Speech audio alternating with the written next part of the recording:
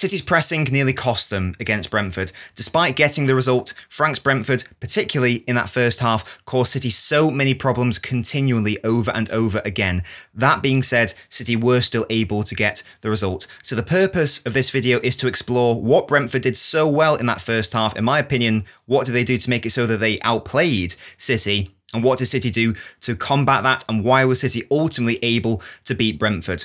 Let's take a look in the first instance at the starting 11. Now, I will get into my issues and some of my grievances with some of these picks for City's starting 11. But first of all, let's start by discussing City's out of possession shape against Brentford. Now, before this game, for the majority of the season, out of possession, without the ball, City have been playing more of a 4-1-4-1. I think I maybe prefer this to the 4-4-2. It, in my opinion, gives City a little bit more midfield solidity. We're not committing as many bodies into a forward press. Conversely, with the 4-4-2, you're obviously committing 2 strikers up top, and this 4-4-2 against Brentford was particularly aggressive. My theory is that Guardiola clearly knows the threat of Brentford in respect of long balls, second balls, set pieces, that sort of thing. So maybe the idea is get the ball off Brentford as quickly as possible by engaging in a really aggressive high press, win the ball back, and almost stop their potential set piece, second ball, long ball attacks at source. As it was, the exact opposite effect happened, and Frank, in my opinion, outdid Guardiola in that first half for the majority of it anyway. Now, why was that the case? Essentially, as I say, City were playing in their 4-4-2, so they were basically committing 6 bodies forwards to their forward press, which is a lot of bodies, obviously. Now, that sounds like that should give you a numerical edge, numerical superiority. The issue was that Brentford, and particularly Flecken, who was so good in that game, they were building out in a 2-4 shape, particularly from goal kicks. But really, because Flecken was so good, he was almost doing an Ederson in that first half. He was so engaged and involved in the build-up. It was actually, instead of 6 players involved in Brentford's initial build-up, it was actually 7. So it was 7 Brentford players versus 6 City players. And that, coupled with this odd disconnect between City's defence and midfield, meant that continually, over and over and over again, 6 times, in fact, I counted in that first half alone, Brentford exploited City, particularly out wide. Let's now take a look at what that looks like visually. So from the 3rd minute, here, as you can see, is Manchester City's midfield 4. There's the front 2. Incredibly front-footed. Borderline reckless, you might say, given Pep's concerns, rightful concerns, about how good Brentford are. Pay particular attention to Savio and De Bruyne here. Savio looks over his shoulder. That's Collins there, who's pulled out to the left wing-back area, if you want to call it that. So he's concerned about Collins. De Bruyne isn't interested in that. De Bruyne points to Savio and instructs him, you need to go pick up Pinnock, because we're trying to engage in a really aggressive press here, go pick him up. Now that's obviously an instruction. De Bruyne wouldn't just arbitrarily say, go pick him up, so that's obviously part of the team design. So Savio starts to do that, but as he is sucked in, he's now left in no man's land, and Flecken, all of a sudden, a lovely ball over Savio, into Collins. If Walker pushes up here, then there's a really easy ball from Flecken into Lewis Potter and Vissa, who peeled off from the striker positions to help overload on Manchester City's right, Brentford's left. So Walker is in an impossible situation there. It's lose-lose for City. The ball into Collins isn't perfect. Actually falls to Lewis Potter because Walker hasn't pushed up. It doesn't really matter. One ball from Potter, Collins takes a touch, and he's just got an area to hit. It doesn't have to be accurate because, as we pointed out earlier, and as Pep points out in his post-match press conference, he is terrified of Brentford from a second ball perspective. Akanji wins it, you think, crisis averted, maybe, but because our midfield was also committed to this high press, the gaps between the defence and the midfield were such that a second ball there is won by the Brentford player.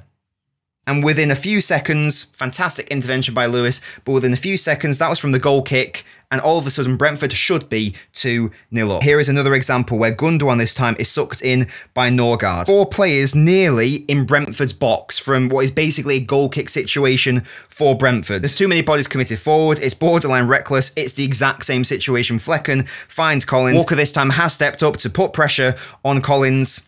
The pass there isn't quite good enough, but it was too easy for Brentford to exploit our wide areas. We simply weren't protecting them well enough. Our wingers weren't really sure who to be picking up because of how aggressive our pressing was. This is maybe the best example of it. You've literally got players going, you've got Collins, arms in the air, going, pass to me. This has worked like 2 times already. Let's just keep doing it. City aren't learning. And indeed, we didn't learn our lesson. Once again, Savio's caught in no man's land. De Bruyne is pointing as if to say, someone go pick up someone over there. But no one's picking up Collins if you do that. It falls to Collins. De Bruyne's got his hands in the air. Kovacic is like, I don't know what's going on either. And it was really, really impressive how Brentford were just able to manipulate us like that. It was far too easy. This time Stones pushed up and Brentford were in another potentially dangerous position. The ball through wasn't quite good enough. It wasn't just City's right, it was also on the left-hand side. In this instance, Brentford more than happy to play out from the back, incredibly comfortable and incredibly brave. Lewis has opted to step up here, so you think, okay, we've got the numerical superiority here, it's absolutely fine. The issue for that is that Brentford will then realise that they've sucked a defender in, therefore they can just go over the top. That's exactly what happened. Over the top. Akanji's not able to deal with it. It falls back and one ball through, and now all of a sudden 1, 2, 3, 4, 5 Brentford players against 3 City players from pretty simple build-up in terms of sucking in the fullback in that instance and then just going long over the top, winning those aerials, winning the second balls, and you're in. Exactly what Guardiola was fearful of, and exactly what his pressing structure in that first half in particular enabled Brentford to do. So in my opinion, that was a bit of an error on Guardiola's part. And also in respect of team selection, because if we have a look at these players, likes of Kovacic, Gundogan, De Bruyne, that sort of thing, if you're going to play this incredibly bold style where you're going to be needing your players to do a lot of running, for example, to defend transitions. This game seems purpose-built for someone like Mateus Nunes, for example, who's going to be able to eat up that space. Someone who is far more comfortable pressing, maybe someone like a Bernardo Silva. What also confused me just about this back four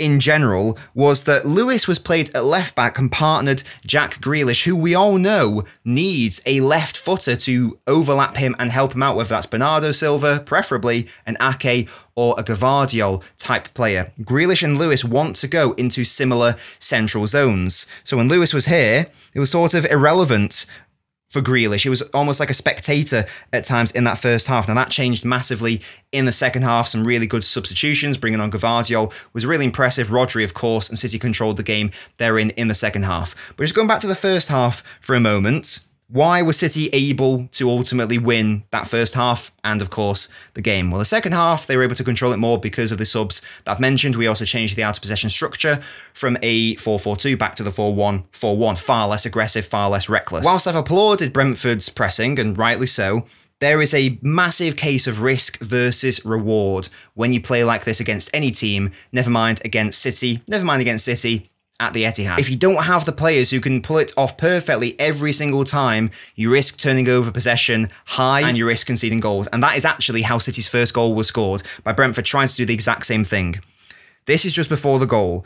Flekken is once again trying to find Collins. This time, however, unlike all the other examples I've shown you, Flekken has not waited long enough to suck in De Bruyne and to suck in Savio. Savio, therefore, is positioned close enough to Collins to be enough of a presence and be enough of a burden and to put him off. Collins, concerned, feels the need to play it first time.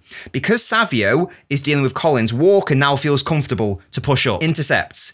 Very good play by Walker. And from here, City score the goal. Just because Brentford and Flekken in particular didn't wait, or maybe they weren't able to wait for City to get sucked in to their in possession and build-up phase. So within a few seconds, City now in a really good position, and thanks to some combination play from Walker and Kevin De Bruyne and Haaland's genius, it goes in the back of the net. And that is that risk versus reward factor. And when you've got a player like Erling Haaland, who is the best striker in the world and a generational player, you are asking for trouble if you set up like this and you aren't pinpoint perfect every single time you do it.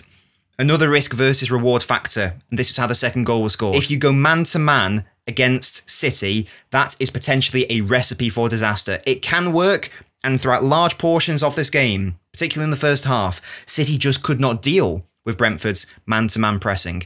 The issue, however, and Brighton found this out a couple years ago as well, if you go man-to-man, you are inviting balls from the best ball-playing keeper in the world. Sadly, this wasn't caught with the broadcast cameras, but I was in the stadium, so I know what happened here. This is the first example of City trying to exploit that. They were always going to be able to try to exploit it against that risk versus reward factor that Brentford are going for. They felt the risk would pay off. Ultimately, maybe it didn't. Walker is not in the picture here, you'll notice. That's because he's made a really interesting bending run all the way around, and he's now actually alongside Haaland. Savio has dropped deep to try to confuse Norgard. Again, if you're man-to-man pressing, it's a little bit easier to try to manipulate the opposition's block. Ederson sees the run of Walker. This doesn't come to anything, but that's a warning sign. Because if Walker can win that aerial, for example, and Haaland wins the second ball, all of a sudden, it's Haaland 1v1, and then he's just got to beat the keeper. But that is what happened for the goal. Once again, look at how many Brentford bodies are committed here. 1, 2, 3, 4, 5, 6, 7. So there are 3 outfield players off screen here. There are also 3 outfield City players off screen here. So Brentford there have gone 3 versus 3 at the back. Recipe for disaster, because Haaland's there. 1 ball, Ederson. It's not a punt, it is a perfect pass. And from that moment on, there's only one outcome. Haaland's heroics, ultimately why City won the game. It's also that trade-off from a Brentford perspective. Risk versus reward. Yes, Man City had a lot of pressing problems in that first half, but they were also very clever in terms of problem solving in respect of Brentford's pressing. And then from the second half, Rodri came on, Guardiola came on, more composed, still some issues, but far less systemic issues. Some individual errors, sure, but the first half was more systemic and individual. Second half, I was much more happy with the out-of-possession structure and overall pressing in general. And Brentford, of course, aren't the only team who do this. Just a few weeks ago, Brighton went to Arsenal and did the exact same thing in terms of manipulating and exploiting and exposing Arsenal's out-of-possession shape. Click here so you can watch my analysis on that Arsenal versus Brighton game, where I explore what Brighton did particularly well against Arsenal.